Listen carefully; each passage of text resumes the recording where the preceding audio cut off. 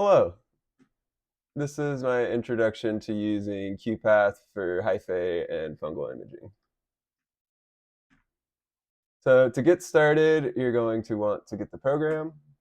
Just type in Qupath in Google, click on the first link, and you can just click that to download if you have Windows, or there's Mac and Linux options available as well. Qupath is a free program. It just asks that you cite it in your paper. And to do that, there's some handy links down here. Go ahead and click on Docs. So this has a bunch of tutorials, getting started, a bunch of useful information for you. And to cite it, use that link, and this will tell you how to cite it in your paper if you use it. Once you have it downloaded, you want to get it installed, and then you're going to want to open it up.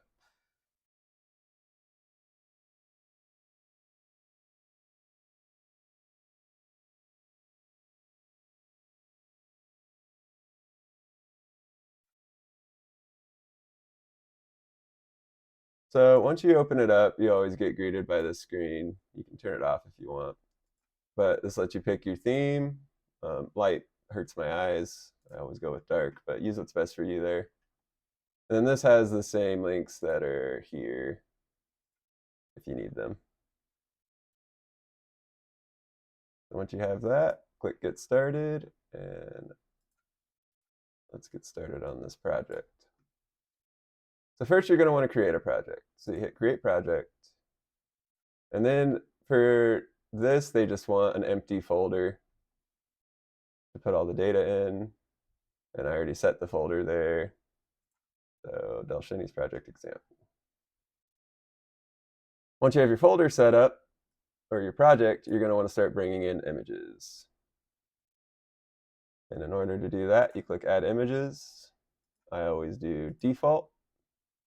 Image type, I always do Bright Field Other. Don't rotate the images. And you can use Choose Files and go find them and bring them in that way, but it is much easier to drag and drop them. So I've already identified a few images here that will be useful to use for examples.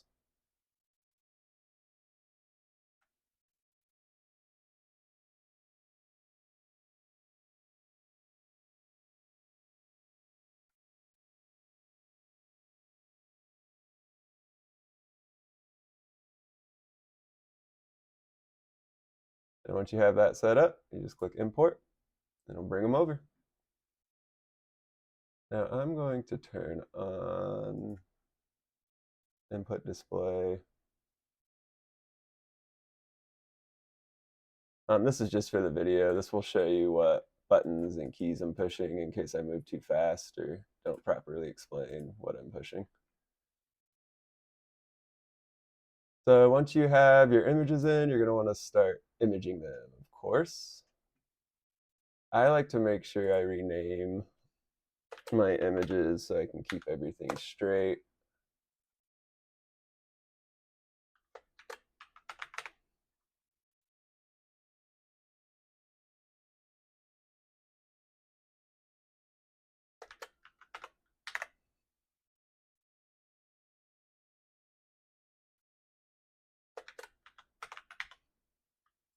All right.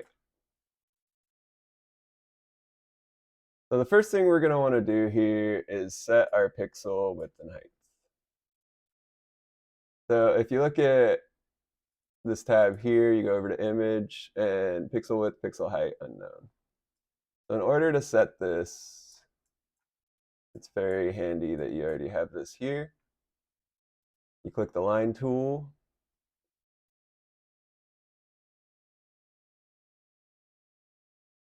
And get this as accurate as possible.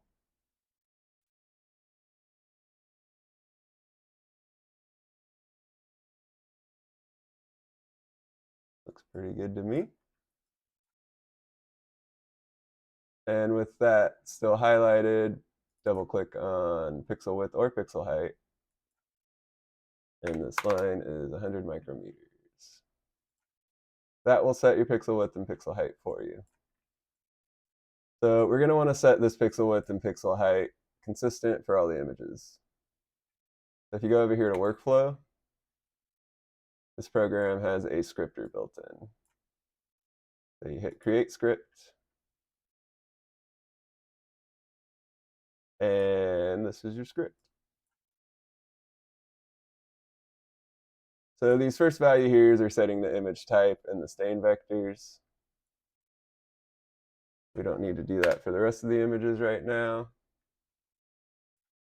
So we can click run for project. We'll bring all our images over.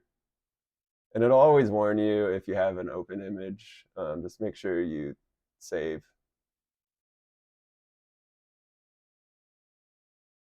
It'll run it for all the images, and then you can refresh the open image.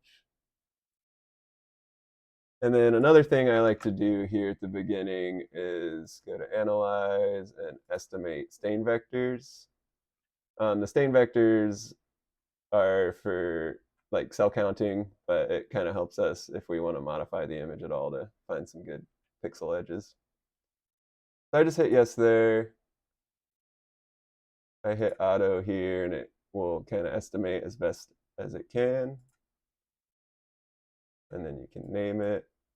It's going to put Hyphae estimates. And then I want to set that for the rest of the images as well. I'm going to just go ahead and run for project. And then we're set up to start imaging. So first, we're going to want to find the length here. And this program makes it super easy. So I use this create a polyline. And while we can see with the staining this Hyphae pretty well, let's say you're having trouble kind of identifying or picking it out. You click on this right up here, and you can kind of set your parameters so you can get a real good edge and corner. This also has stains. Can be useful if you're having trouble identifying your images in the noise. And this is what setting those stain vectors do, is kind of setting how these work. I don't really mess with these too much unless I'm having trouble seeing what I want to see. This optical density sum is pretty nice. It makes it look like an X-ray. But we're going to stick with original for now and just kind of dial it in.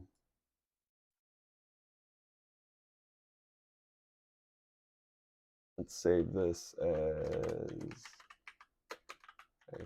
settings. Save. So now let's measure the length of this guy. Get this, and you just draw along it.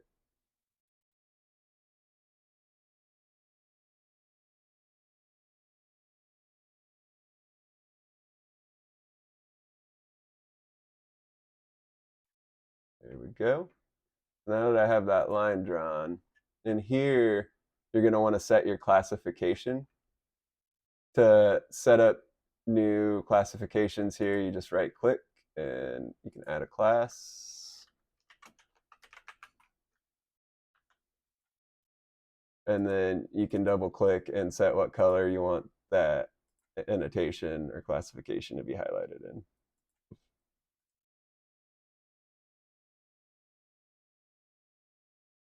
So I have this class set already to orange. So I hit set selected.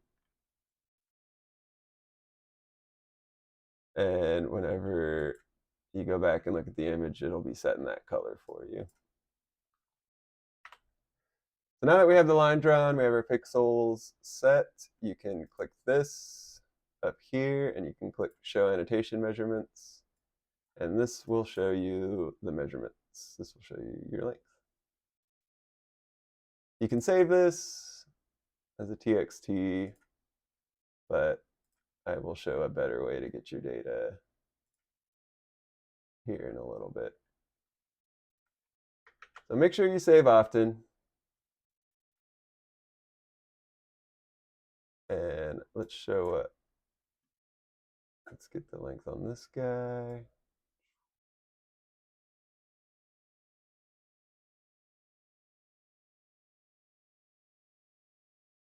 We'll set that as Hyphae. So there's a couple other cool things you can do with this program. So let's say instead of length, you want to define area and perimeter. So the tool I like to use for that is this polygon tool right up here. I like to get nice and zoomed in, and then you can just outline it.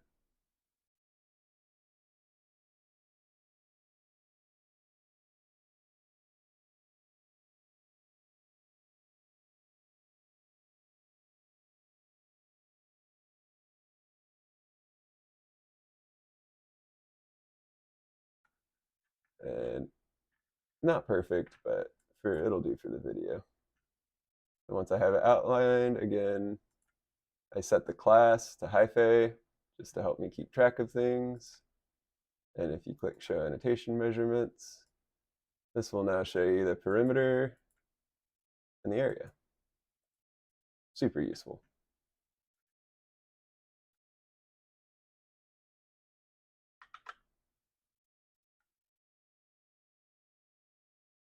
And another useful tool for seeing perimeter and area is this wand tool up here.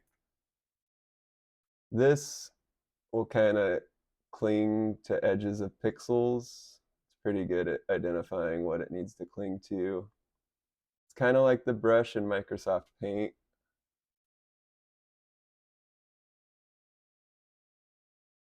I prefer the polygon tool if I can, but sometimes this helps you really get an accurate measurement.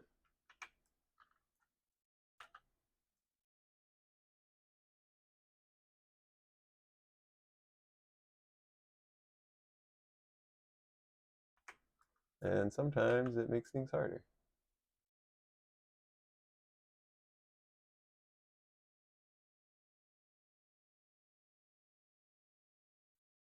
So with the wand tool here, it's got a super useful function. If you hold Alt, you can kind of click and like pull your edges back a bit. And I'd say that's a pretty good outline. So let's set that as Hyphae as well. And once again, we can see the area, the perimeter. Go ahead and save. So now we've got some measurements, but let's turn this into data.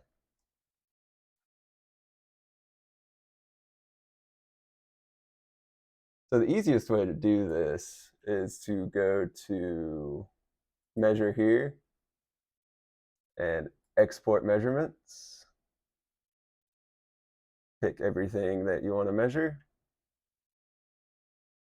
Your image type or export type, I always set to annotations because you want the measurement of the annotations that you set. And I like comma separated values. And then you're going to want to put where you want it to go. So I'm going to make a new folder real quick and just call it measurements.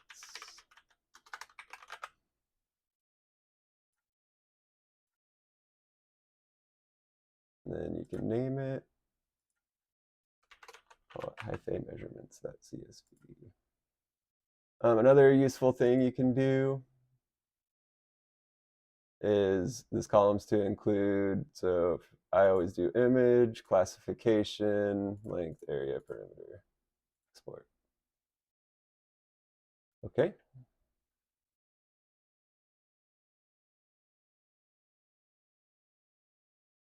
And we should have some data here. Yep. So this is your data.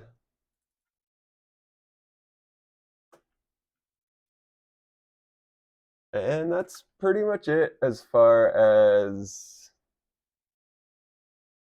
measuring things. There's a couple other things you can do with the program, but I haven't found them to be super accurate or useful yet. It's got a pixel trainer where you can try to train it to automatically identify things for you. And it's also got a thresholder. So the thresholder will kind of create a mask to help you identify things that you need to identify as well. So if you look in this bottom right here, it'll kind of show you your pixel values. And so this is like 125, 141, 175, and out here is like 190-ish. So for the thresholder,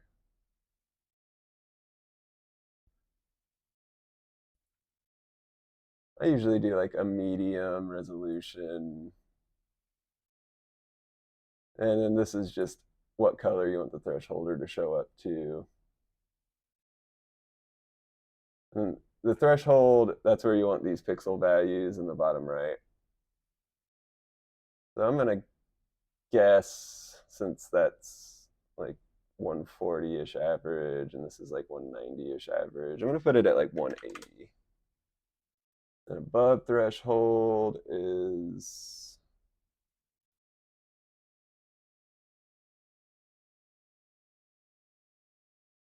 unclassified. Below threshold is Hyphae.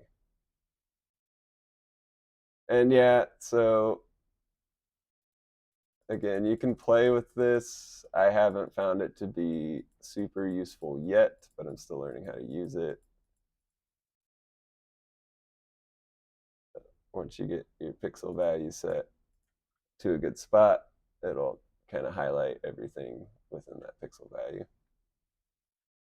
But yeah, it's a super useful program, and just let me know if you have any other questions.